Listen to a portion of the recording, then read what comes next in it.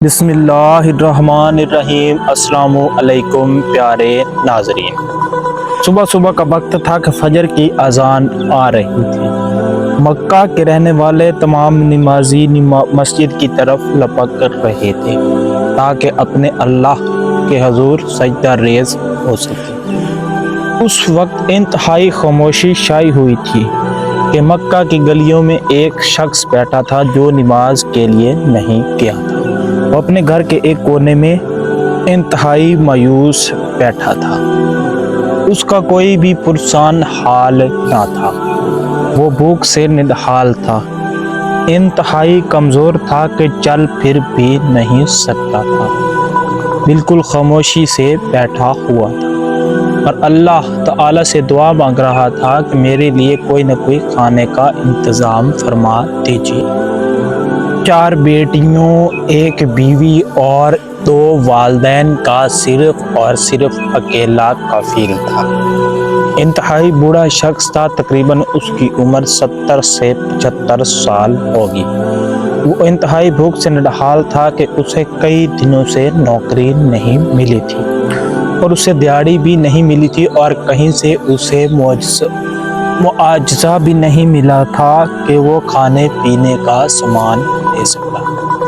انتہائی پریشان حالت میں بیٹھا تھا کہ تمام نمازی نماز پڑھ کے واپس آئے۔ ان کی بیٹیاں بھوکی رو رہی تھیں اور والدین بھی انتہائی بھوکے تھے۔ وہ اتنا کمزور ہو چکا تھا کہ اٹھ بھی نہیں سکتا تھا۔ اب وہ صرف اور صرف اللہ تعالی سے امید لگائے بیٹھے تھا کہ اللہ تعالی اس کی مدد فرمائے۔ تو اتنے میں اس نے سوچا کہ کیوں نہ باہر جاؤں، صبح ہو چکی ہے، 6-7 بج چکے ہیں۔ کوئی نہ کوئی شخص مزدور کو ڈھونڈتا ہوا مکہ کی گلیوں میں پہنچے گا، ہو سکتا ہے وہ مجھے ساتھ لے جائے اور میں کام کر کے کچھ نہ کچھ پیسے کما لوں اور ان غریب لاچار بیٹیوں کے لیے پیسے لے آؤں اور کھانا خرید کے لا سکوں۔ اس کے ذہن میں کھانا لانا، بچوں کی پرورش کرنا، اس کے کپڑے کا انتظام اور خود کی کمزوری، یہ سب کچھ اس کے ذہن میں گھوم رہے تھے۔ اتنے میں چلتا چلتا مکہ کی ایک گلی میں جا بیٹھا جہاں پر کافی زیادہ ریت تھی۔ وہ صرف اور صرف اللہ تعالی سے امید لگائے بیٹھا تھا اور اللہ تعالی کا اس حالت میں بھی انتہائی شکر گزار تھا۔ جب وہ وہاں ریت پر بیٹھا تو اس نے ریت کے اندر ہاتھ دھنسا، کیونکہ جب بندہ پریشان ہوتا ہے تو کوئی نہ کوئی عجیب حرکت ضرور کرتا ہے۔ جب اس نے ریت کے اندر ہاتھ ڈالا تو اسے کوئی نرم ملائم چیز نظر آئی، ہاتھ پر محسوس ہوئی۔ اس نے سوچا کہ شاید یہ ریگستان ہے، اس کے اندر کوئی زہریلا سانپ ہے۔ اس نے اپنا ہاتھ واپس کھینچ لیا۔ اسے پھر تجسس ہوا کہ سانپ ہوتا تو باہر ضرور نکلتا۔ اس نے دوبارہ پھر سے وہی ہاتھ ریت کے اندر دبایا۔ اس نے محسوس کیا کہ یہ کوئی سانپ نہیں بلکہ ایک تھیلی ہے جو کہ انتہائی نرم و ملائم ریشم سے بنی ہوئی ہے اور سانپ کی طرح محسوس ہوتی ہے، کیونکہ بالکل بھی سانپ نہیں ہے۔ اس نے اس تھیلی کو باہر نکالا اور تھیلی کو باہر نکال کے دیکھا تو اس میں 1000 دینار تھے، 1000 سعودی ریال، اور وہ بنے بھی سونے کے تھے۔ جب اس نے تھیلی کو کھولا تو وہ انتہائی خوش ہوا۔ اس کے ساتھ ایک صحابی بھی اسے دیکھ رہا تھا۔ یاد رکھیے یہ بھی ایک اللہ کا پیارا اور صحابی ہی ہے۔ اس صحابی نے دیکھا کہ یہ بندہ جو ہے دوسرا صحابی ہے، وہ تھیلی کو اٹھا کے گھر کی طرف جا رہا ہے۔ اس نے دیکھا کہ اس کے اندر کوئی قیمتی مال تھا، کیونکہ وہ بھی صحابی تھا اور وہ بھی صحابی تھا اور وہ اس کے ایمان سے واقف تھا۔ اسے ضرور معلوم تھا کہ یہ کوئی نہ کوئی اچھا کام کرے گا۔ وہ پیسوں کی تھیلی گھر لے کر پہنچا تو اس کی بیوی نے دیکھا کہ آج کچھ عجیب سی چال ہے اور کمرے کی طرف بڑھ رہا ہے جہاں کے صندوق پڑا ہے۔ اس کی بیوی کو تجسس ہوا کہ یہ کچھ نہ کچھ باہر سے لے کے آیا ہے جو مجھ سے چھپانا چاہتا ہے اور اس کو چھپا کر رکھنا چاہتا ہے۔ جب بیوی آگے بڑھی تو اس نے دیکھا کہ اس کے ہاتھ میں ایک تھیلی ہے۔ وہ بڑا پریشان ہوا کہ اب بیوی کہے گی کہ ہم بھوکے ہیں، پرسان حال ہیں، ہمارے لیے کھانے کے لیے کچھ بھی موجود نہیں ہے۔ تو یہ کہے گی کہ آپ خوراک لے کر آئیں اور بچوں کے لیے کپڑے لے کر آئیں، تو اس سے میرے مال اور امانت میں خیانت ہوگی، کیونکہ یہ میرا حلال کا کمایا ہوا مال نہیں ہے، بلکہ یہ تو کسی شخص کا گم شدہ مال ہے۔ اور اللہ تعالیٰ کا حکم ہے کہ 1 سال تک گم شدہ مال کے مالک کو تلاش کرو، اور وہ مل جائے تو مال اس کے حوالے کرو۔ تو اب میں 1 سال تک اسے تلاش کروں گا اور مال اس کے حوالے کروں گا، لیکن اس سے پہلے ہی مال میں خیانت ہونے کا خدشہ ہے۔ تو اس نے بیوی کو سارا ماجرا بتایا۔ بیوی نے کہا کہ چاہے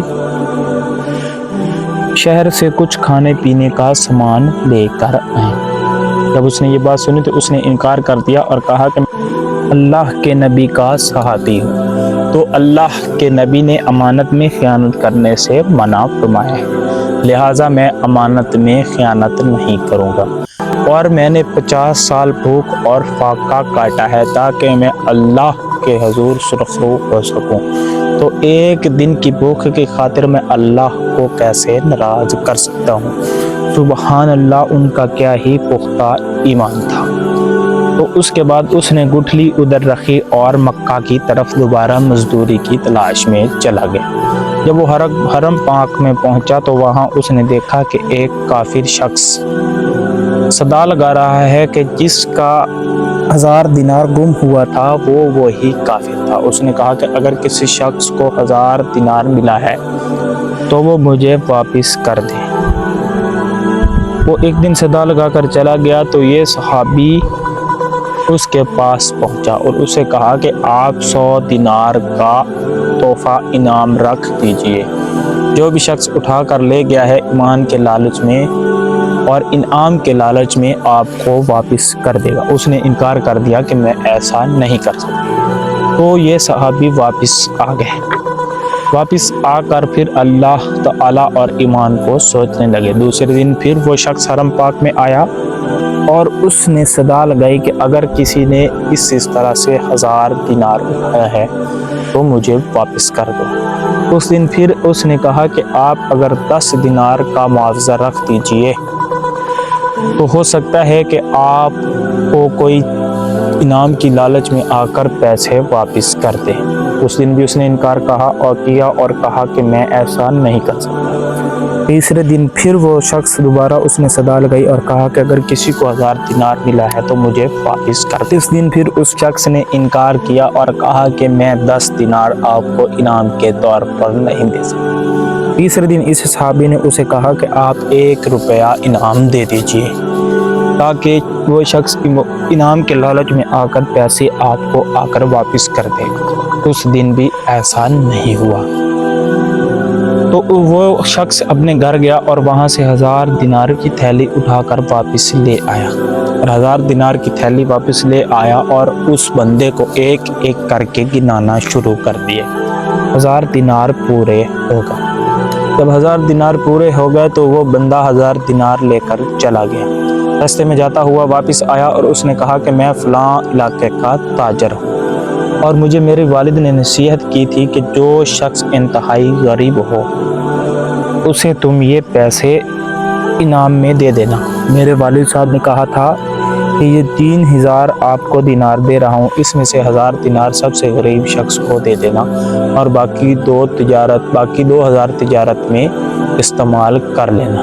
لہٰذا جہاں سے میں چلا ہوں وہاں سے یہاں تک کوئی بھی ایسا شخص نہیں ملا جو آپ سے زیادہ غریب ہو، لہٰذا یہ میں 1000 دینار آپ کو انعام کے طور پر اور ان کی وصیت کے طور پر آپ کو دے رہا ہوں۔ لہٰذا وہ شخص اللہ کا شکر گزار ہوا، اور اللہ تعالیٰ کا انتہائی شکر گزار اس لیے ہوا کہ اس نے امانت میں خیانت نہیں کی اور اپنا ایمان ضائع نہیں ہونے دیا، تو اس کے بدلے میں اللہ تعالیٰ نے اسے بہترین متبادل اور انعام کے طور پر نوازا۔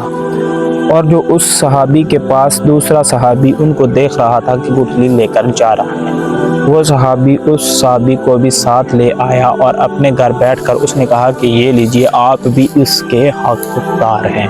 تو اس نے اپنے 2 والدین، 4 بیٹیوں، 1 بیوی اور اس صحابہ کو بٹھا لیا ساتھ ایک دائرے میں۔